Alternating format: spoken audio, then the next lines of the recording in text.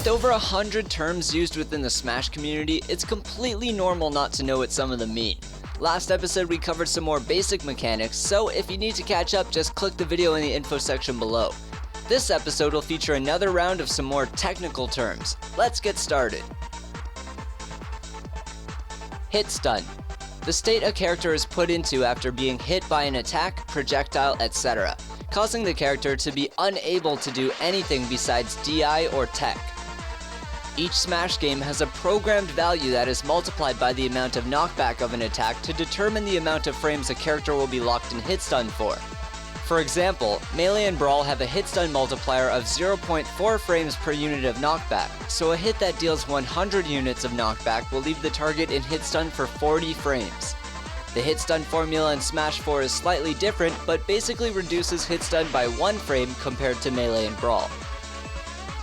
Knockback and set knockback. The measure of how far an attack will send another character. The majority of attacks see an increase in knockback as the opponent's damage rises. However, there are some attacks with set knockback such as Falco's neutral special, Luigi's down taunt, and the first jab of many characters like Mario and Ryu. The amount of knockback an attack does is also affected by the target's weight and fall speed. For example, a forward smash from Bowser will send Jigglypuff a lot further than it would Donkey Kong. But there are tons of other complicated factors and physics involved when it comes to knockback, so I'll be covering those in depth in a future video. DI and vectoring. Directional influence is the control that a player has over their character's knockback trajectory after being hit by an attack.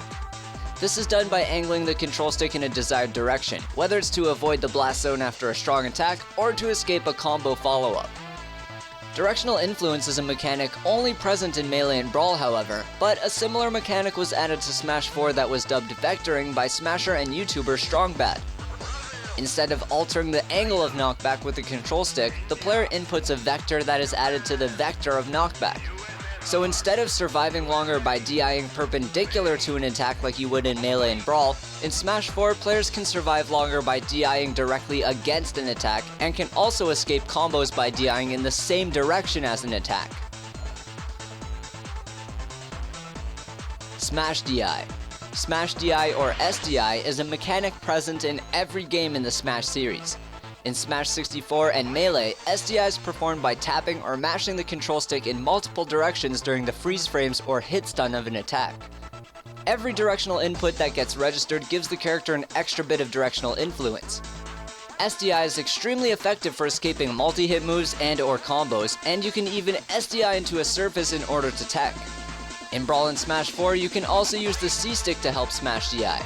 By holding one stick in the direction you want to travel and rolling the other stick over multiple directional inputs, you can greatly increase your directional influence. For a more in-depth guide on directional influence, check the videos in the description below, or wait until the end of this video for an on-screen link. Frame trap. A set of 2 or more actions that set up and punish a large majority, if not all, of the target's defensive options.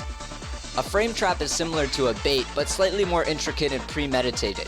A basic example in Smash 4 would be a ledge trump into a back air or meteor smash. If you do it correctly and quick enough, your opponent will have 0 defensive options and will be trapped. For a more complicated example, in Melee if you do a perfectly L-cancelled aerial into a double shine on an opponent's shield, they will not be able to jab, grab, or act out of their shield without getting hit by the shines. If the opponent stays in their shield, then you can cancel your second shine into a grab. This is a frame trap because even if the opponent tries to grab before you, the second shine will still hit them.